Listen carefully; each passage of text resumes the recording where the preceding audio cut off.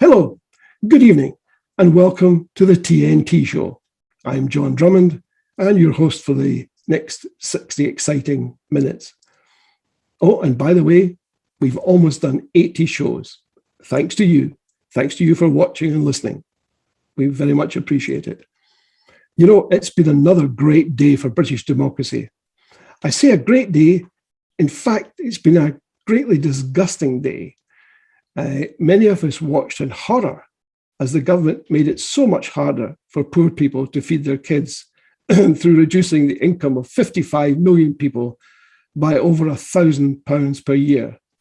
All the while, the minister responsible was up on stage at the Tory party conference doing a karaoke turn. Stomach-churning stuff indeed. Thank you for joining us this evening. Tonight we are talking to celebrated and eminent philosopher, Professor AC Grayling.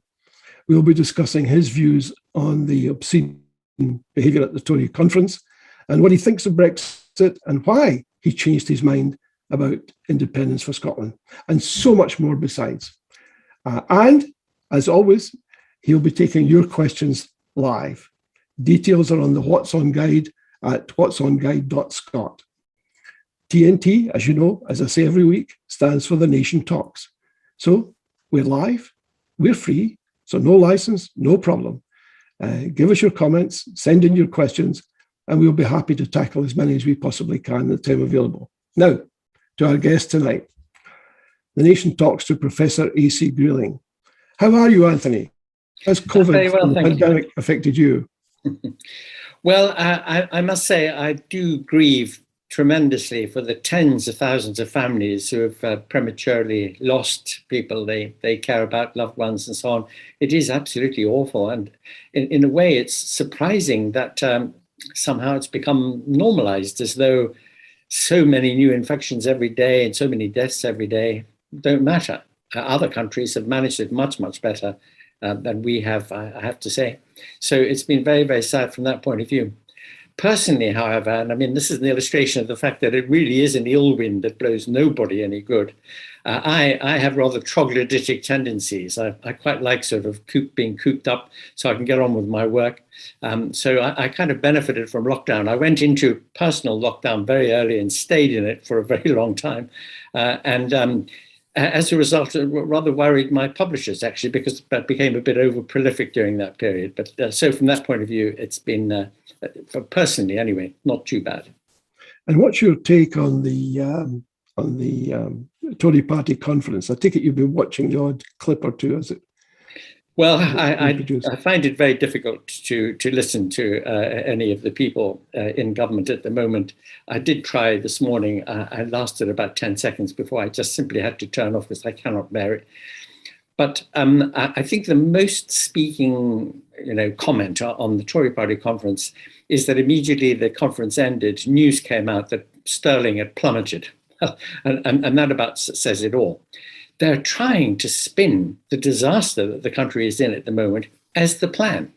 We were warned about shortages, we were warned about problems with staff in care homes and HGV drivers and the impact on the economy and how there would be, a big impact on farming and on fishing. All these things were the so-called scare stories at the time of the referendum and since.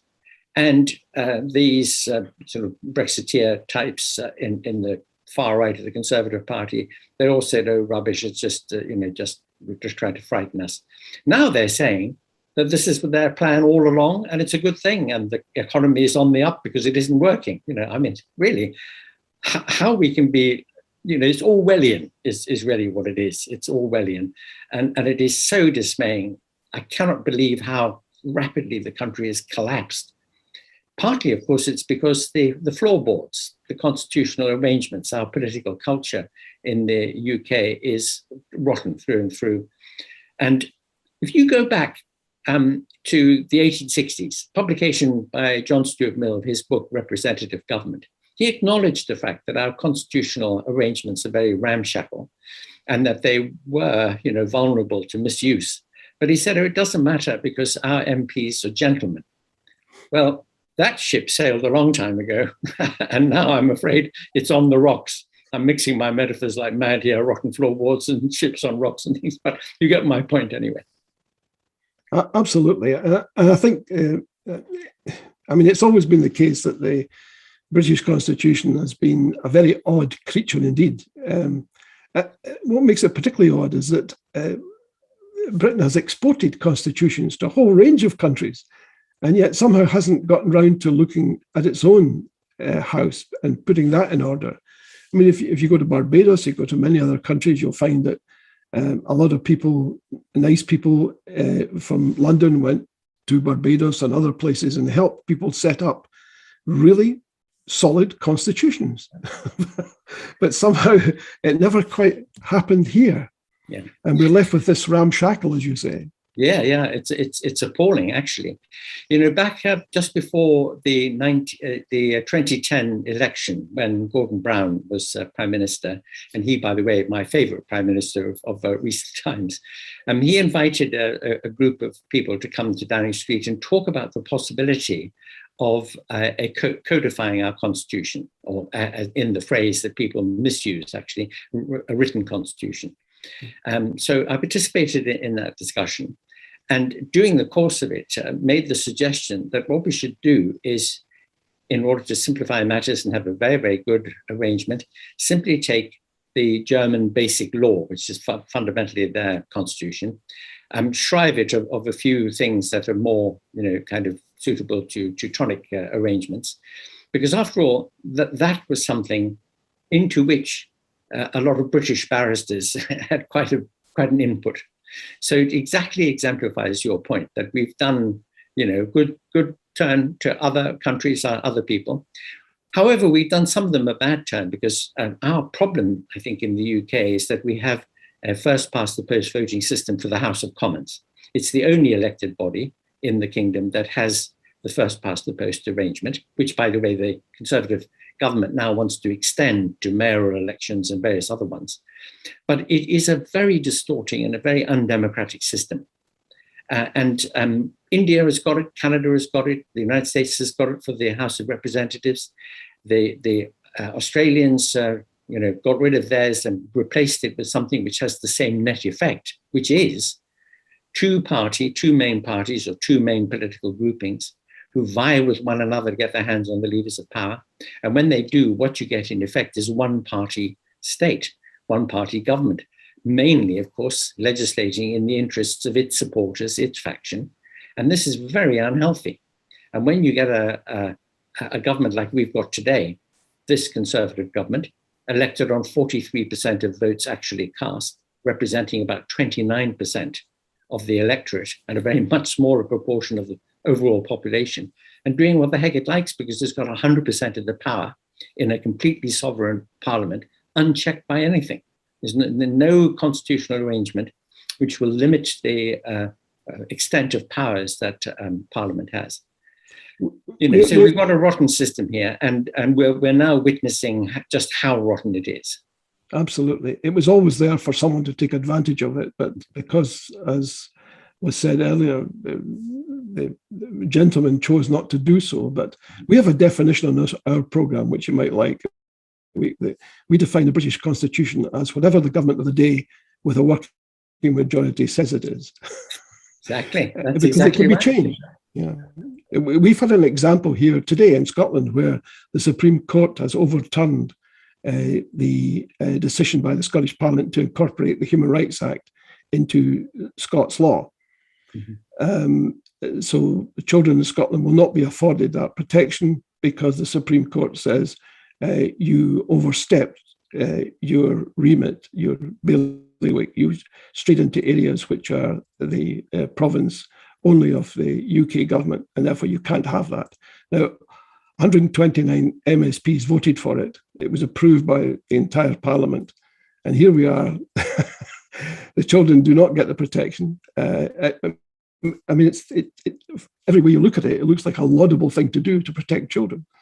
But because it intruded into some rather arcane part of the UK constitution as presently defined, it was unacceptable. Mm-hmm. So they've gone off to think about it again. Quite how they will do that, I'm not sure. Well, I mean, this is a very good example of why it is that Scotland should become independent. I mean, I used to be very pro the Union. And there were two reasons for that. One was an emotional reason. My mother's family, I'm half English, quarter Scot, quarter Welsh, which I think I once explained to you makes it rather difficult when the Rugby Six Nations is on. but I managed somehow. My mother's maiden name is Burns. Her birthday is the 25th of January. So it was always in our family, we had to be sure to have recovered enough from Hogmanay by the 25th of January so that we could celebrate it properly. But anyway, so it was in a kind of an emotional thing. I thought, we're all in it together. I'm from all parts of the British Isles, and why split up? And while we were in the EU, it made no difference because the borders don't count for anything. Although I think I wasn't really thinking clearly enough about the impact on Scotland of decisions being made in Whitehall that really regarded Scotland as a kind of side issue, marginal. And that, I think, now that is so clear, and you've just given an example of something where that matters. But especially because Scotland voted to stay in the EU, and it is being dragged hither and thither by an English party mainly, which doesn't really care about Scotland. It only cares about keeping the union for cosmetic reasons, I think. I now changed my mind, and I think really, Scotland should bring on its referendum soon, get out and get into the EU. I mean, after all, half of the EU member states have populations which are similar or smaller than Scotland's population. Half of the member states of the EU have GDPs smaller than Scotland. And Scotland could be a very, very flourishing member of the EU, and should be, in my view, because it wants to be. And it is a nation which has had long, deep connections with the continent, and it's very natural to Scotland, I think, to be part of it. So I'd be extremely keen to see Scotland become independent, become a member state of the EU, and I'm migrating north when that happens. Well, you'll be very, very welcome, I can tell you. And I'm sure I'm speaking for everyone watching and listening to. One of the difficulties is that the Scottish government in particular feels that it ought to wait until Boris Johnson gives it permission to have a referendum. Not something that has been a discernible appetite amongst the cabinet ministers, particularly recently. What's your view on that? Is it preferable to wait until somebody gives you permission, or should you say, look, we've made up our minds, we really want to do this now? Well, for one thing, of course, there is a debate about the constitutional propriety of the Scots Parliament deciding unilaterally to hold a referendum. It's not impossible that it's constitutionally in order for it to do it. But my view is that quite independently of whether that is so, it cannot surely in all moral conscience be something that the Scots are not entitled to do. I mean, this really is a matter for Scotland and the Scottish people. And they've shown an appetite, a consistent appetite over the last half century and more, right from the 1979 devolution referendum, you may remember, for which there was a majority, but the threshold wasn't met and so on. So there's been a long-standing appetite for independence in a large section of the Scottish population. And it has been pragmatic considerations, I think, which have tipped the balance pro-union. Now that picture surely must be changing. I say surely, although I'm minded that my friend and colleague Dan Dennett, the American philosopher, always points out that when the word surely appears in an argument, that's the weakest part of the argument. So perhaps I should withdraw that word. But I do feel that it by now, at any rate, it must be the case that people would like to comment on the situation and to say again, think again, and perhaps change their decision from 2014. So let me put you on the spot then. If there was a referendum coming up sometime soon, next year or the year after, would you join in the support for independence? Yes, I would, absolutely. Much as I did back in 2014, and I was still in my sort of unionist mood, not conservative and unionist, I might point out. But, and so I joined in a little bit with the campaign then to try and keep the union. And in fact, we had this symbolic thing of building a cairn of stones on the border, which was going to be a sort of buckle on the belt to keep us all together. And as I say, I mean, my main reason was an emotional one, really. And also the thought that because we were in the EU, it really made no difference. And that ultimately, as the EU itself progresses, and it will mature and develop, I'm very, very, very strongly in favor of the EU. I think it's a tremendous imaginative project for peace, for unity, for cooperation, development. It's very flawed. It's got a lot of problems. It needs reform in a number of different respects, but it's a work in progress. You can't expect a 5-star hotel when you've only got 3 stories built and the scaffolding is still on. So, but we should be part of that story and contributing to it. And I think that the UK has been, despite all the rhetoric and the politicking and the whining and moaning from the UKIP people and the Brexiters and so on, has actually been quite a good member of the EU in a number of respects. So quietly, the diplomatic and civil service aspect of things, I think we made good contributions. And many of the smaller countries in the EU quite appreciated the UK's presence as one of the big economies in the EU, because we were pragmatic and moderate about a number of things. And that's a good thing. Quite a lot of that good sense could be brought to bear by an independent Scotland as a member of the EU. So I think that would be a very good thing. But you look at the situation in Northern Ireland and Ireland, both being part of the EU meant there was no problem. There was no problem about a border. There was peace. There was the possibility of the Good Friday Agreement really turned on the fact that we were all part of the EU. Now that this ridiculous Brexit thing has happened, it's thrown up all the difficulties, all the tensions again familiarly there, and it has made it a real problem, a real stone in the shoe for Scotland, dragged out of the EU, wanting to be in it, wanting to make a contribution to it, and they should be there. That's my so yes, my answer to your question is yes, absolutely. I would campaign like mad in support of it. I know you'd be very welcome as a member of, if there is a team that is put together to do that, I'm sure you'd be very welcome. How did we get to this position? How did we end up with Brexit? Because anyone, frankly, listening to you tonight, it seems to me, couldn't help but think, what madness brought us to this point? Because your points in support of the EU are so straightforward, they're so clear, and yet, what form of collective madness brought us to this state that we're in now? Well, of course, as you know, everything is multi-causal. And we have had a massive conspiracy by the right-wing and especially tabloid press, anti-EU. So, a worse than a drip feed, it's been a kind of, tsunami of toxic anti-EU rhetoric for decades.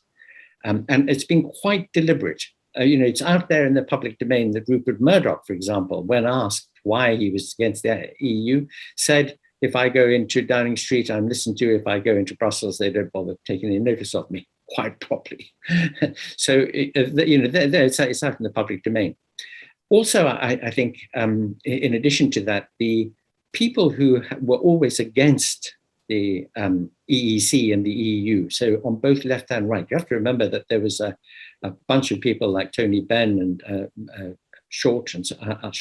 Peter Shaw, and others on the left of politics back in the 70s who were against being any part of the EEC. So there has been a left-wing anti-EU thing because they regard it as a great big capitalist conspiracy. And there's been a right-wing thing because they regard it as a great big socialist conspiracy. And of course, they in particular want to protect their money in tax havens and things. And I think one of the triggers for really pulling the stops out and forcing Campbell to hold a referendum was the imminence of the new EU regulations about tax havens. That was one of the sort of triggering factors. But they saw an opportunity. They saw an opportunity in a number of ways, which is that with the complacency that had been generated in the country, with the fact that the far right of the Conservative Party had a hold over Campbell because he had a small majority, and they said to him, unless you promise us a referendum, we're not going to, we're going to be awkward. The awkward squad, you remember what John Major said about them back in the 90s. And so they had him over a barrel on that. And they saw an opportunity. And the opportunity was to capitalize on this long-standing anti-EU rhetoric, which had never been countered by any of the major political voices in the UK. You go to any European country, you see the EU flag flying alongside the national flag. In London, I remember once looking around and trying to find an EU flag, and I found two. I found one outside one of the big five-star hotels, and I found the EU flag outside the EU offices in Smith Square. But otherwise, you hardly see it. And therefore, there was always this kind of sense that we weren't, only had one foot in it. And politicians didn't want to talk about it because they didn't want to, wake the dogs on it. Because if they did, of course, they would get the tabloid press absolutely dumping on them if they ever said anything which was tremendously pro-EU. So I think the atmosphere had built to that kind of storm point where the Brexiters thought they had an opportunity. And I point out to people that in the referendum in 2016, given that many people didn't even bother to vote because they didn't think that we would be so stupid as to leave the EU, so they didn't even bother to vote. But it was only 37% of a restricted, that is to say, a normal GE general election franchise, instead of a proper franchise for something so consequential. The kind of franchise you had in Scotland in 2014 would have been more appropriate. And all our expats as well should have been given a say because they were very materially affected by the outcome. Had all that happened, had we had a proper referendum franchise, there wouldn't have been Brexit. But as it was, we had a restricted franchise, and 37% of that electorate voted leave. 37%, representing about 26% of the population. Now, because we have this uncodified constitution, even though the referendum was only advisory, Campbell, trying to up the stakes, had said after the referendum bill was passed into law in 2015, made a political commitment to abide by the outcome. And what was the outcome? 51.89% of actual votes cast, which by no stretch of anybody's imagination, unless you are a Brexiter, far right Brexiter or a far left Brexiter, it is a legitimate reason to leave the European Union. At no point, there has never been a debate in Parliament on the question, shall we take the advice of an advisory referendum in which 37% of those to whom we gave a vote said they wanted to leave? That debate has never held in the UK Parliament. And I have been, you can tell from the fact that I can really start ranting here, but I'm so angry about the fact that it is a theft. It's been stolen from us. Our freedom of movement, our EU citizenship, our part in this great project of building something so wonderful. And the fact that our, almost everything about our artistic and scientific and cultural heritage is European. All our music and our art and everything that we so love, we've been part of that. And to be, I don't know, regarded as something which is, fog in channel, continent isolated kind of attitude to things, it just seems to me to be so petty, so backward looking. And where are we now? We are back in the 1970s. Remember the heyday of unburied dead, piles of rubbish in the streets, 3-day week, power cuts. How long before we start having power cuts, given the quarrel we're having with France now about energy?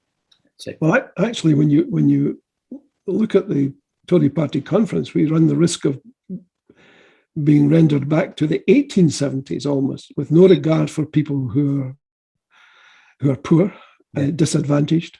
That seems terribly Victorian to me, with a governing elite that cares little for anyone else except for themselves. But you mentioned the tabloids and the media being very focused on getting a Brexit result. For a lot of people, the BBC seem to be party to that process too. I mean, I certainly was aware of Nigel Farage appearing constantly and consistently, telling me that the EU had done this and would do that. I didn't read too much about what he said, but I kept seeing him on the BBC. Yes, alas, and since the not just since the referendum, but even before, as you correctly say, there was this continual, bias in the direction of amplifying the anti-EU voice out of all proportion. Because if you look at opinion polls, how much does the EU matter to you and how much you bothered about it? Nothing. The line on the graph is right at the bottom. There are many, many, many other things that people were much more interested in until the time of the referendum. Then, of course, interest shot right up. So in the period up to the referendum, in the years before the referendum, that voice, the UKIP voice, was amplified by the way the BBC does things. There's 99.9% of doctors say vaccination is good for you, and then there's a couple mad, 0.1%. And that had them both on the BBC as giving the opposite points of view. And this distorts things a little bit. I think there should be much more, reflection of preponderance in views. Obviously, we should hear the alternative view always. There's a great principle in law, isn't there? Audi alteram partem, always hear the other side of the story, but not as if everything is 50-50. And if you present the point of being in the EU as a 50-50 point, you really are going to distort matters. And you're dead right, that happened. But since the referendum, the BBC, I'm a great admirer of it. I think the quality of production in documentaries and drama and comedy and so on is extraordinary. And when you think of some of the comedy on the BBC, they can be pretty far out and quite challenging. And that's great. That's as it should be, But BBC News, that has been a deep disappointment. I mean, I'm filled with dismay at the way that they have become party to a kind of bread and circuses agenda. They're distracting the population, not examining and challenging what's really happening in our country. And they have been so on side with Brexit. And I know that there was a discussion, in fact, before the referendum, the person who was appointed to edit BBC News and the flagship program was somebody who had been an editor on the Telegraph. So, there'd been a long-standing sort of political issue about editorial policy at Radio 4 News. But after the referendum, a decision was taken. The referendum's been held. Brexit has been chosen by the people, by all 26% of the population of the islands. Therefore, we broadcast on that basis. We don't rerun the argument. We don't have a discussion. And you know what? When you think about it, in the autumn of 2019, before the general election of 2019, we who had campaigned against Brexit came this close to stopping it, this close. If only the opposition parties had not agreed to a general election, we would very, very probably have got our second referendum in 2020, and we would probably be safely in the EU now, not faced with all this nonsense that we're facing. It's one of those, awful accidents of history that the people, the Liberal Democrats thought that they were on a roll. Jeremy Corbyn saw that it was the last throw of the dice for him. Everybody thought that the 2 years that had elapsed since the Theresa May election had shown up the weakness of the Conservatives and the improbabilities of Brexit. And nobody imagined that a relatively small shift in the percentage share of the vote would, as the first past the post system does, have this tipping point effect, this cascade effect of producing a huge Tory majority on a tiny little shift of the percentage vote, giving them 100% of the power to do what the heck they like. No plan, no roadmap, no thought, no intelligence. This is what the least intelligent government of my lifetime or of any that I've ever known outside North Korea, ever. And it's just astonishing. I mean, one example, you raised a little bit earlier about the cutting of the £20 a week uplift and plunging people into even deeper poverty. I mean, how unintelligent is that? Even if you were just self-interested, you would not want to increase the rich-poor gap, because perceived injustice in society is dangerous. That's when revolutions happen. That's when people get very, very angry, when they start to suffer and they can't feed their kids. So to be doing this is, poking the tiger. I mean, it really is an unintelligent thing to do. But so much of what's happening at the moment just exemplifies complete lack of intelligence. Do you think we're heading towards some sort of civil disobedience? Do you think that's a possibility? Oh, I definitely do think that it's a possibility. And I, in one way, I would be very sorry to see it, because I should much prefer, of course, everything to be done in a sensible, calm, mature-minded kind of way. But alas, what Mark Twain said about arguing with a fool? If you argue with a fool, it makes you look like one. Or you get into a fight with somebody, you end up, wrestling with him on the ground as well. And when you've got a government like this, and the situation is as it is at the moment, the prospects for rationality breaking out and real hope dawning seem so limited. For example, if the Labour Party has no hope of winning an overall majority in the House of Commons. In order to do that, they would have to be winning big in Scotland, and they're not going to. So they have no hope of it. If they were sensible and rational, they would team up with the Lib Dems and the Greens and Plaid and SNP, and they would say, we've got to get rid of this Johnson outfit, and we've got to think again about how we organize ourselves here. We've got to think about some key constitutional matters. The key constitutional matter, by the way, is electoral reform, because if we had a proportional representation system for the House of Commons, we would get a much more reflective, much more representative spread of opinion, preferences, interests in the country, very likely coalition government. In that coalition government, there would be Lib Dems, Greens, perhaps SNP, and they would say, we need to be adjusting our relationship with Europe. And if we're going to rejoin the EU single market and customs union, why not just be part of the EU, so we're not just rule takers, but rule makers as well, that kind of trope. So, that would be the sensible thing. And it could happen in a sentence. And the sentence is, we, the Labour Party, are going to team up with our fellow parties in opposition, and we're going to change the game here. But somehow or other, this deficit of IQ that we're talking about in government seems to have somehow got into the water supply in Whitehall anyway, or in politics somehow. Not in Scotland, I have to say, but down here in the south it has. So there doesn't seem to be any hope. And when there's no hope, when there are greater divisions, when there's more perceived injustice, when things are going wrong, then the risk of civil disobedience, of real problems breaking out become much heightened.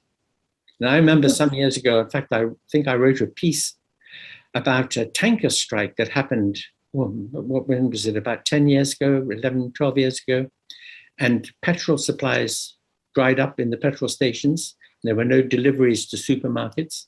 And I remember writing, how long would it take if the supermarket shelves were bare before gangs of people started to roam the streets, breaking into people's houses, looking for tins of baked beans because they're really hungry? The veneer of civilization is paper thin, and you press matters too far, anything could happen. Yes, it does seem really alarming when you look at what's happening and the way it appears to be intensifying. It's not as if, the government is saying, look, we've probably made a mistake here.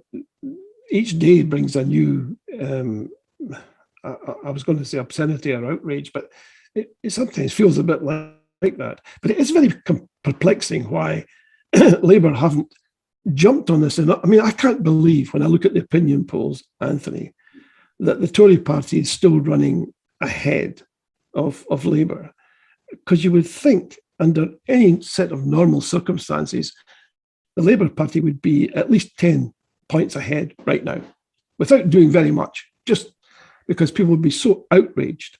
Why do you think that is? Why is the Labour having no traction to speak of?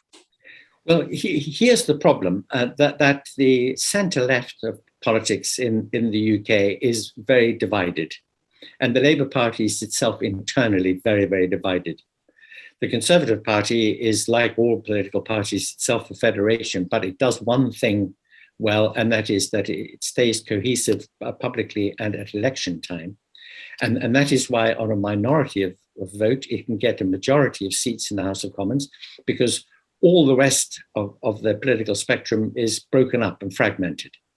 You look at the polls at the moment, they're running about 40%, 42% Conservatives, and that means 60%, 58%, all the other parties. Now, if all the other parties were one party, then there would be a huge, overwhelming majority against the Conservatives. But these divisions, these splits, this fragmentation is part of the problem. But the problem for the Labour Party itself, I think, is this. In my view, Keir Starmer is a decent person and a very well-intentioned person. There will be those who say that he lacks charisma, he doesn't have those great leadership qualities that are needed to inspire people and so on, and there may be a measure of truth in that. He decided when he became leader of the Labour Party to try to present as a very sensible, very sort of mature political leader by not attacking the government just because it was the government and because it was a different party, but agreeing with whatever was right and criticizing whatever was wrong, and to do it in a kind of responsible way. Unfortunately, in our first past the post bipolar political situation, that just simply doesn't percolate out to the general public. It doesn't wash with the general public.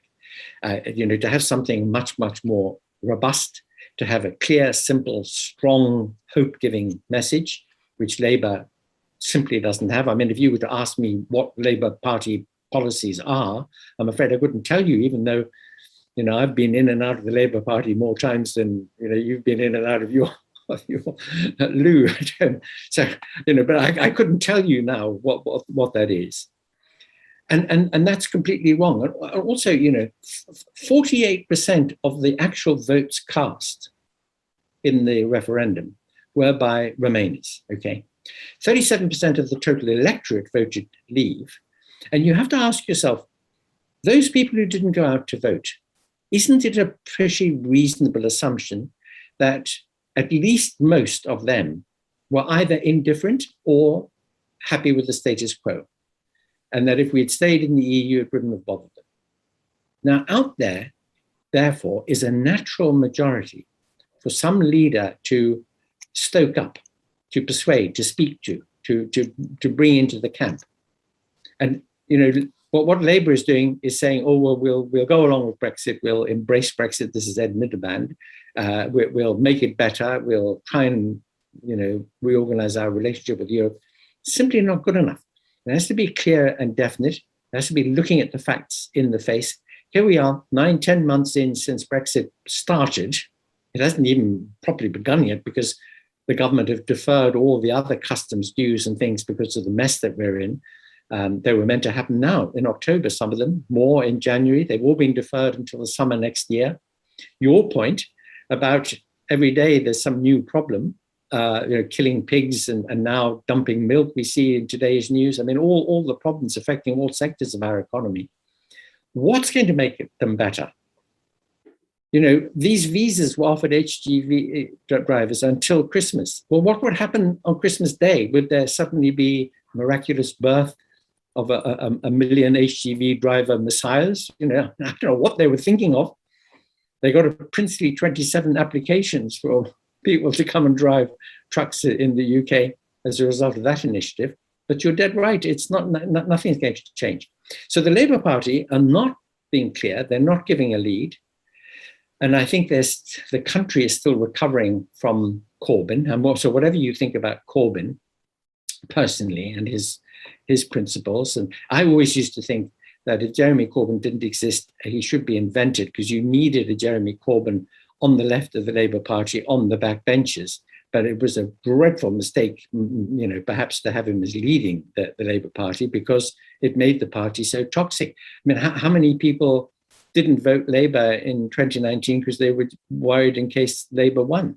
That was a real barrier. And it takes time to wash out the effect of something like that, of the mistrust that people have in a political party. So that's a complicated answer to your question, but I think the main burden of the answer is that the centre-left is so divided, and it needs to come together. And if only one could bang enough heads together. I mean, after all, the Lib Dems and the Greens and others have said they will work together. They will make some kind of an alliance for the next election. And it's Labour who are holding out. We need to see them. I have no means of knowing this, but I suspect if Nicola Sturgeon was approached the right way, she'd be more than happy to throw in sixpence worth with whatever it is, if there was some commitment made on, say, for example, a referendum, which would be within the power of the next prime minister.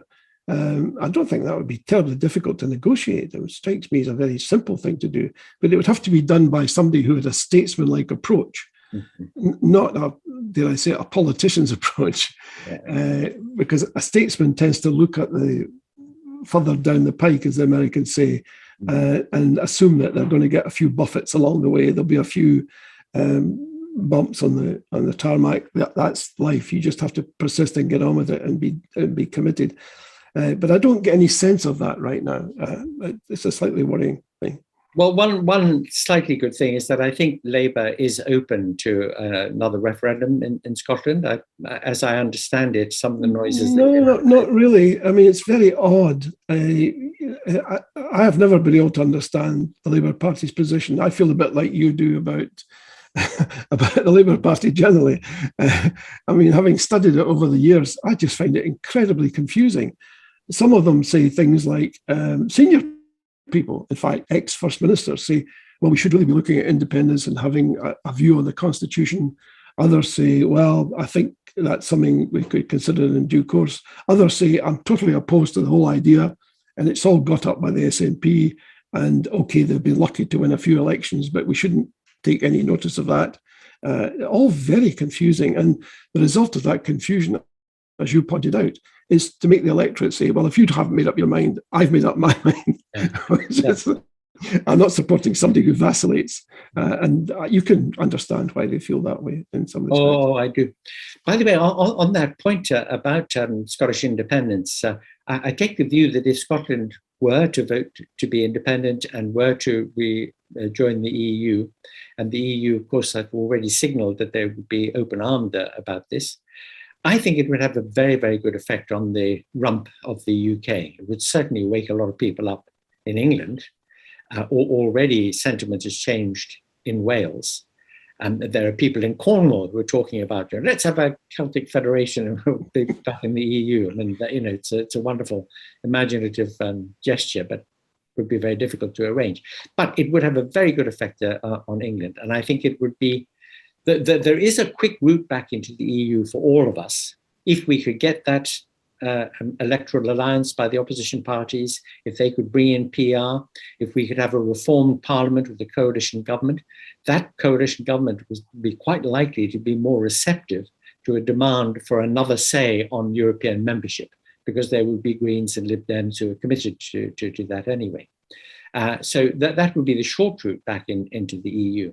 But if the long route is the one that's taken, and by the way, I think it's inevitable that the nations occupying the Western Isles of Europe will all be part of the European Union before the mid-century, whatever happens, just out of just sheer reality and geopolitics and so on.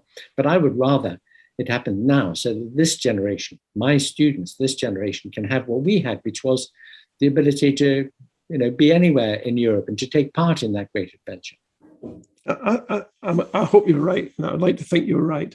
I know I was speaking to somebody recently who is moving, doing a removal to Spain, and he was saying that it's horrendous. Everything that used to be straightforward is now incredibly complicated. He was sent, for example, a power of attorney letter entirely in Spanish, and given 24 hours to complete it, because the Spanish agent will only accept Spanish documentation. Now, I don't know if you're familiar with the Spanish expression for power of attorney. He certainly wasn't.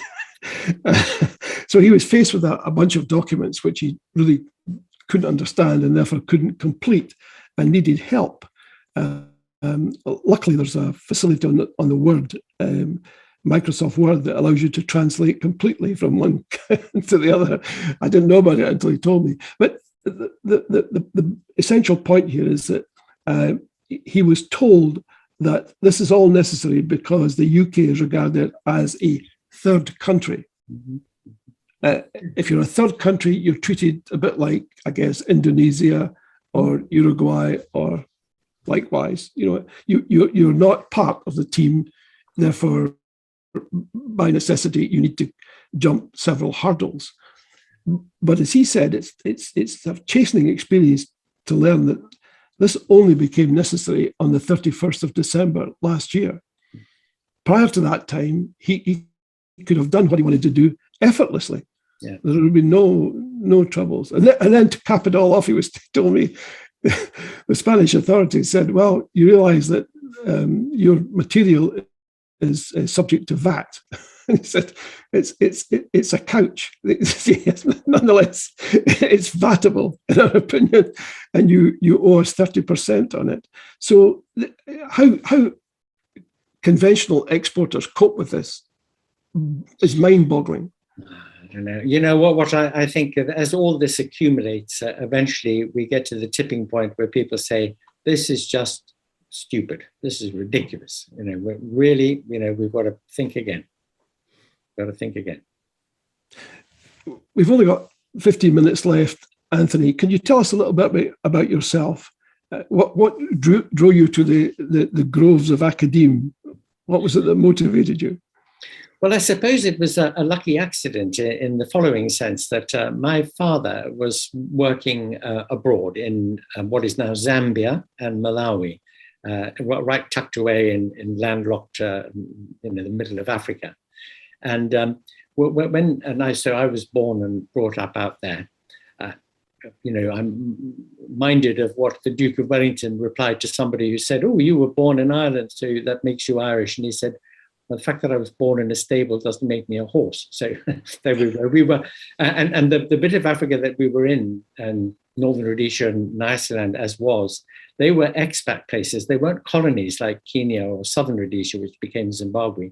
Well, a lot of people went out to settle and to farm and to live and make a life. But my dad was out there we moved around quite a lot. And anyway, the thing is that when you're living in Africa, you can't go for country walks because you get eaten by lions. So you get rather stuck indoors and have to read. So I became a very earnest reader and swot. We had a set of encyclopedia at home, which I loved, read and reread any number of times when I was a little boy, and got fascinated by the portraits in sort of sepia tint of these magnificent looking Greek philosophers, Plato and Aristotle, Socrates. Really wanted to know what they were all about. And at the age of 12, I was given a ticket for the grown-up part of the library in the little town where we lived, a town called Ndola. And this library was very eccentric in its collection, because it had in it a complete set of the works of Plato, translated by Benjamin Jowett, famous translation of Plato, left by some, provincial administrator who'd been sent out from England to run the place and who promptly died of some tropical disease, leaving all his books to this little library. And I took down a volume and opened it at the first page of one of the very early dialogues of Plato's called The Comedies, and read it. And I was bowled over by it. I was bowled over by the fact that these great iconic figures of our civilization could devote themselves to exploring ideas and thinking about life and, being interested in philosophy. And from that moment on, I decided that that's what I wanted to do. And to my very great delight, I discovered almost at the same time, but again, very early, because I remember I bought at a village fete for sixpence a copy of G.H. Lewis's biographical history of philosophy, which I I devoured so many times that eventually it fell apart. I've still got it, but it's all glued together with sellotape. that when you're interested in philosophy, you've got to be interested in everything. You've got to know about the past and be interested in history and want to find out about science and about politics. And, it's a license to stick your nose into everything. And it's an encouragement to do so. So it's a very embracing enterprise. And somehow or other, I had this great desire to try to make sense of things and understand and find out what people thought and said. So I got stuck into that and have devoted my life, therefore, to something which I find exhilarating.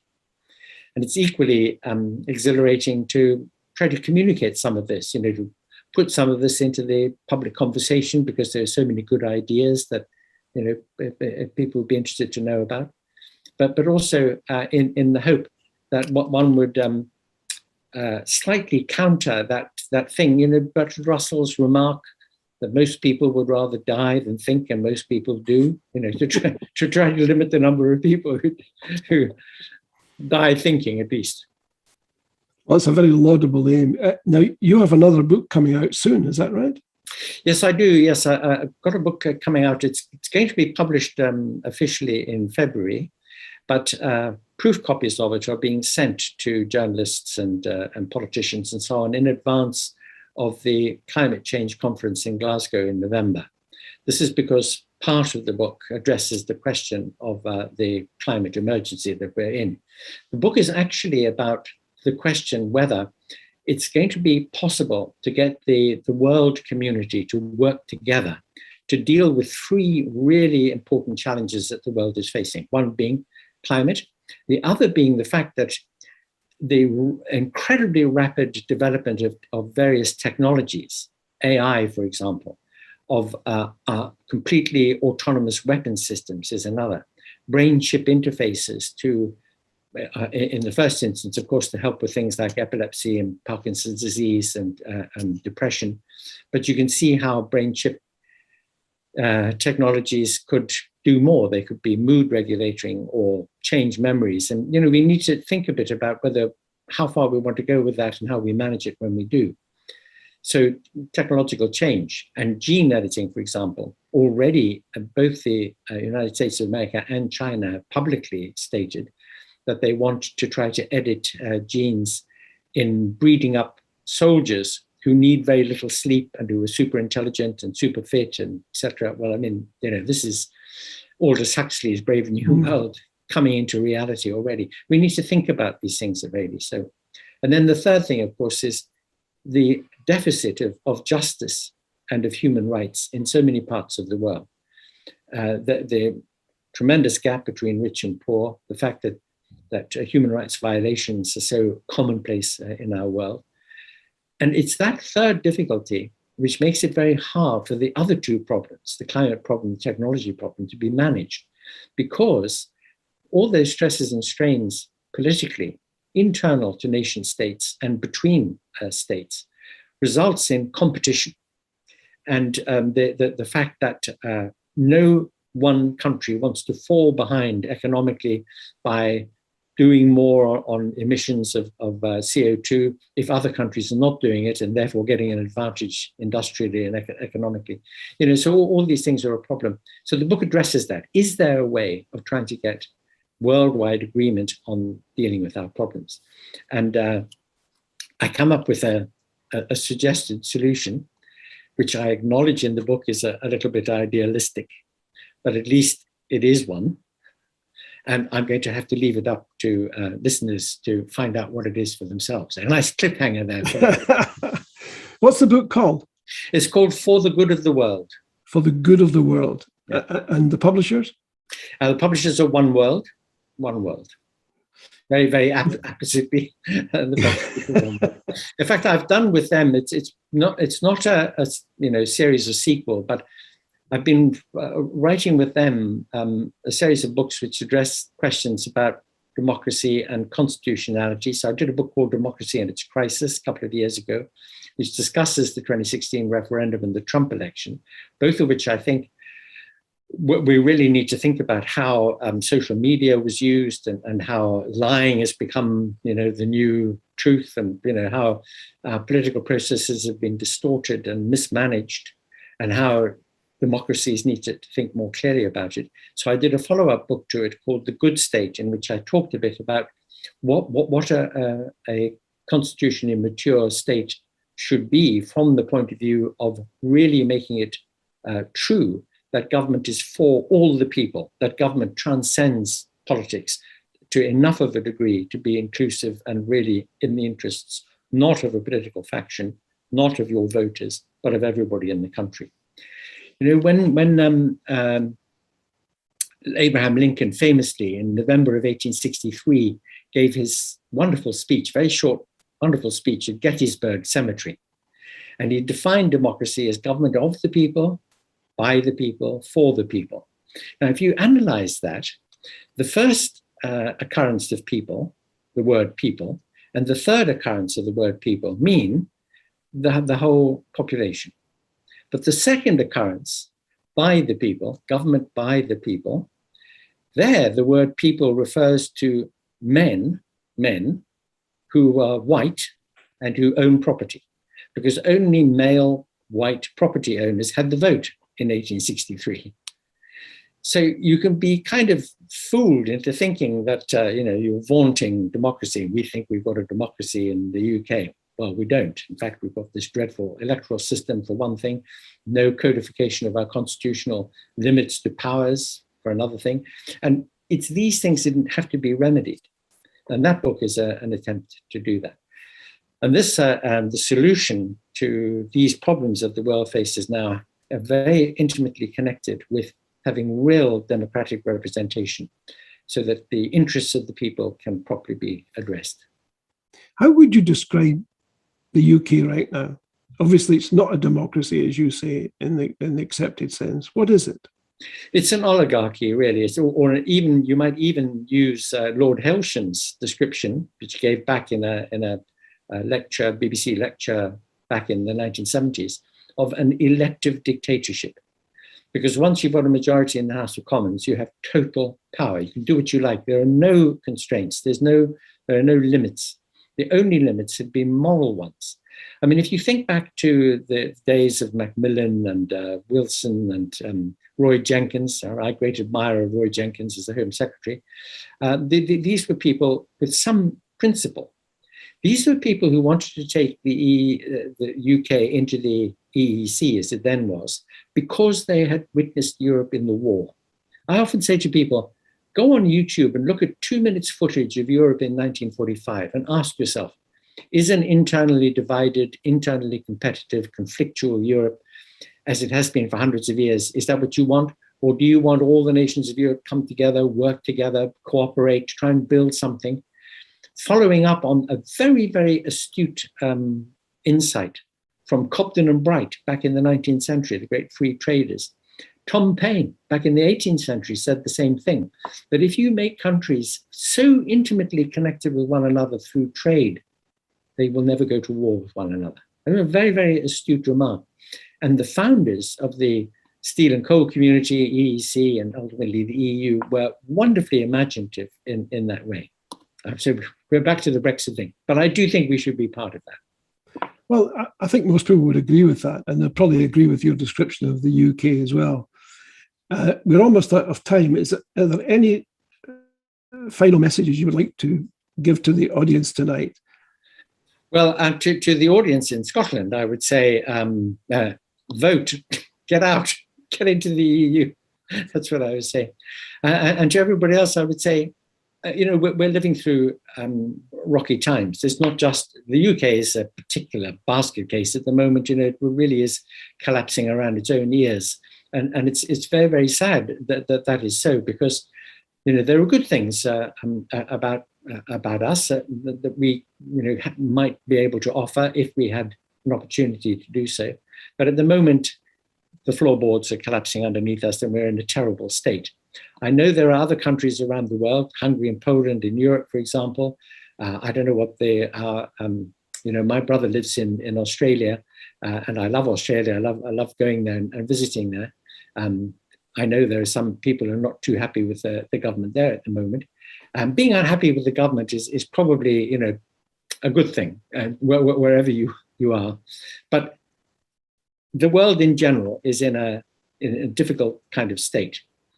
And when you look at international relations, when you look at the saber rattling, China sending its fighter aircraft into Taiwan airspace, and, you know, a lot of the tensions around the world, this is an unhappy time.